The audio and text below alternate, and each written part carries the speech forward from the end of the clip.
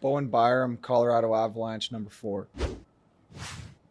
So the obligatory, how was the summer? Who did you skate with? Question. Yeah, no, it was good. I spent most of my summer back home in Cranbrook, BC, small town. So it's nice to kind of get out of the city for a while. I skated with a bunch of different guys. I was skating a bit with Ridley Gregg and Sanderson and Whitefish, and a little bit in Cranbrook with some younger kids. And then I was in Vancouver for a week with a bunch of guys at Troy Stetcher's the charity camp Yes. thing. So that was really good.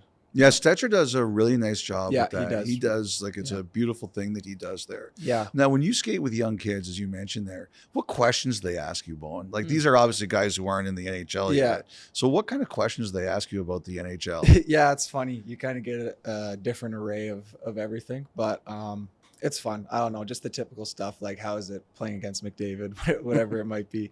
But it's fun. It's funny because I skated a bit with the junior A team in Cranbrook before I left. I skated like 2 or 3 times with them. And the coach was like, "Oh, I love when you're out here because everyone's trying harder and actually putting some effort in." So I was like, "Oh, well, it works well for both of us." So That's funny. yeah. How have your summer, I know you're still young in your NHL career still, but I mean, you played a lot in the National Hockey. How have your summer skates changed? Like at all, or is it still pretty much the same? Yeah, I don't know.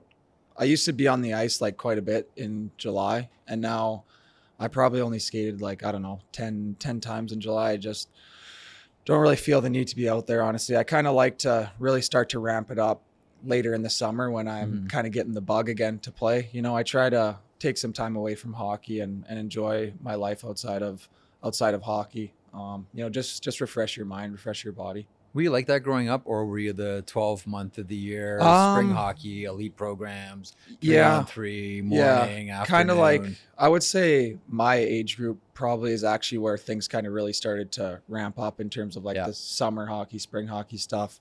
I played spring hockey, but I still always had like a couple months off in the summer. I'd say like May. Well, no, we played a bit into May, but June and July I probably wouldn't skate at all, honestly, when I was younger, and then I'd start skating in August. But did you find that spring hockey gave you bad habits?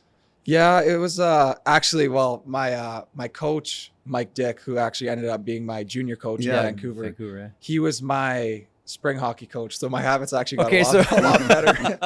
You were the one guy who went the other way. Yeah, because he's pretty intense. He runs a tight ship even when we were just young little kids. So it was good. I learned a lot from him though. You know, I was wondering, like last year, you guys had to do without Landeskog, and now I saw Chris McFarland is saying that he's not going to play the regular season, although he's hoping.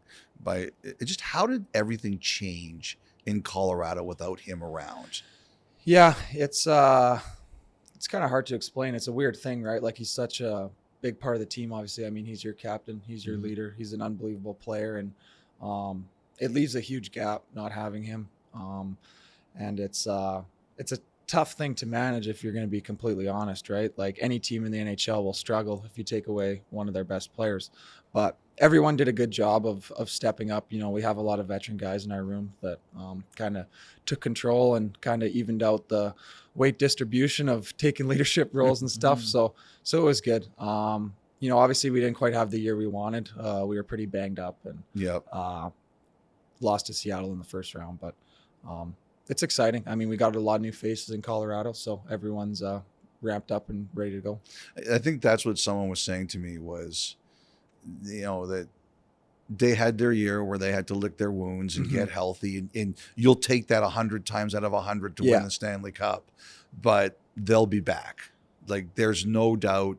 I got some teams in the West were telling me nobody's writing off the Avalanche. Nobody. Yeah, well, I'm glad to hear that, because that's what we're thinking. You know, obviously we came into the season last year with the mindset that we wanted to repeat, but you know, you really have a lot of respect for those teams that were able to, the Tampa Bays and the Pittsburghs of the most recents. But it's not easy. It's tough. Your body is drained, and you don't got a lot of time to kind of get recouped in the summer. So yeah, like you said, I think I think that we'll have another good shot at it this year. I really like what C-Mac's done, picking up some guys. So it's an exciting time for us, I think. Yeah, it's interesting because you mentioned Tampa and Pittsburgh winning back to back. Like in the salary cap era of the NHL, like you're right, the opposite is true. Like Chicago's won Stanley Cups, just not back to back. The Los Angeles Kings have won Stanley Cups, just not back to back. Like I just can't help but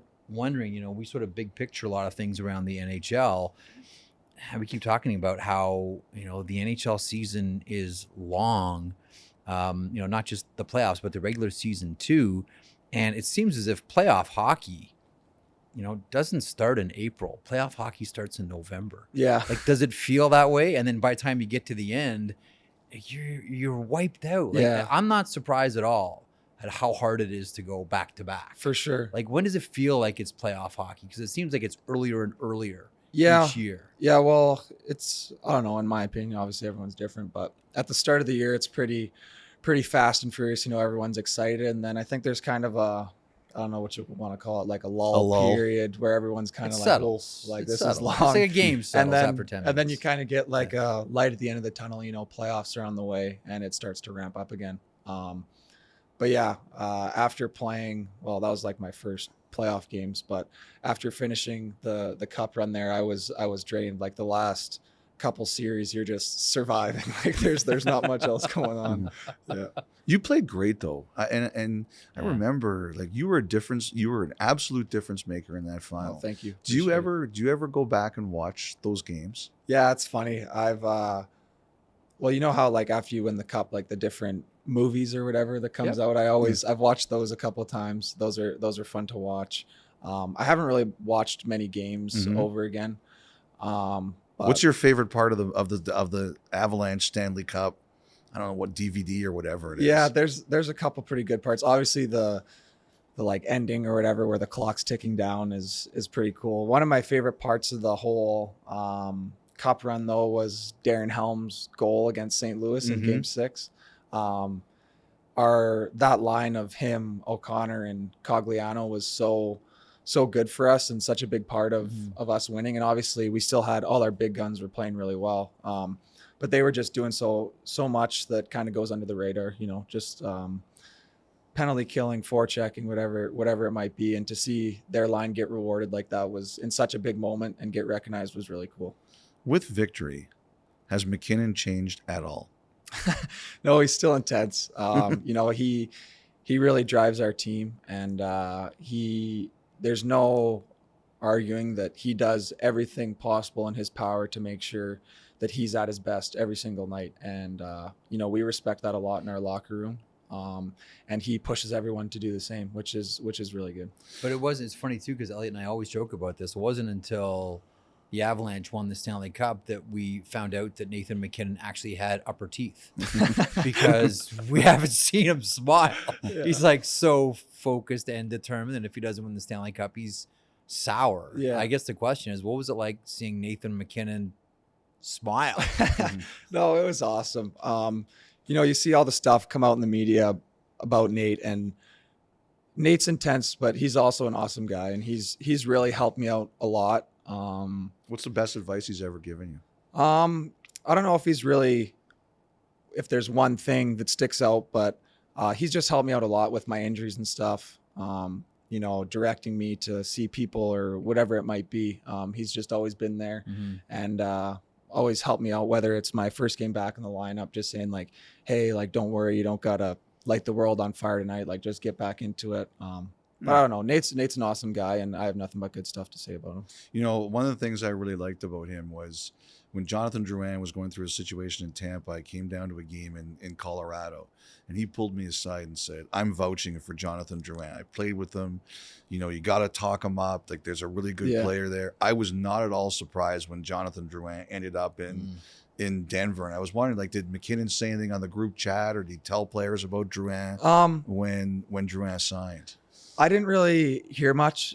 I kind of heard just like through people that he was a guy that we were possibly going to get. And I think he's a great addition. Obviously, him and Nate have some previous chemistry from playing junior together and being buddies. So I think it's a really good not only a really good chance for Drouin, but also good for our team. You know, if he can come in and play on the wing with Nate, and they can, you know, kind of reignite their flame together, it'd be really good for our team. It was special watching them in Halifax. You cross your fingers, you can recreate the magic. Yeah.